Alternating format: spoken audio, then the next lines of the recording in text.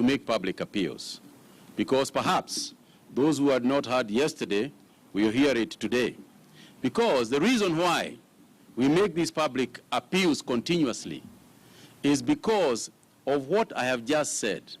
This is not a fight for the government, right? It is not a fight for the government. And in fact, when Steve was talking about an overwhelmed government, and they're kind of tied up together, the government is not overwhelmed. You can only be overwhelmed in a fight against something, all right? You can only be overwhelmed if you are fighting a war across the border, which we are not. This is a war against the disease.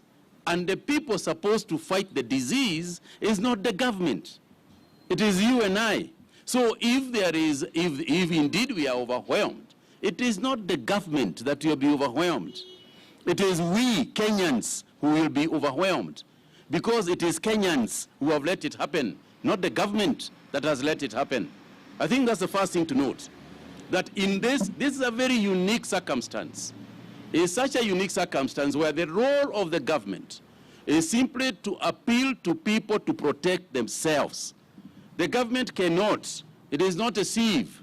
There is an attack against Kenyans from an outside source, and the government can get its forces and go there and fight. It's not quite like that. There's a situation where the defense force is an individual himself or herself. That is the defense force. So if there is an issue of adhering and people do not adhere, the sufferer again is the individual himself or herself. That's the person who suffers. And you can imagine, you know, sometimes, unfortunately, as you said, you know, watu wa Kenya saa ingine hawasikii. It's a fact. It is because of our indiscipline. And I have said before, and I have told Kenyans, that there are certain countries where they do not have quarantine facilities, they do not have isolation facilities, they only have treatment facilities. The reason being that when a person is told to go and quarantine themselves, they do.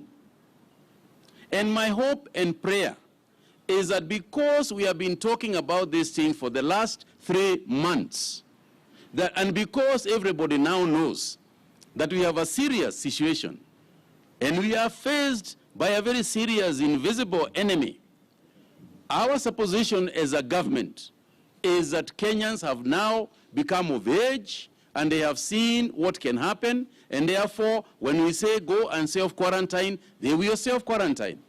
Because if you don't self-quarantine, it's your family that you're exposing, and it's your family that you kill. Let's not, you know, bury our heads to the ground like proverbial ostriches. Let us be honest with ourselves that if people are going to die, they will have been killed by other people.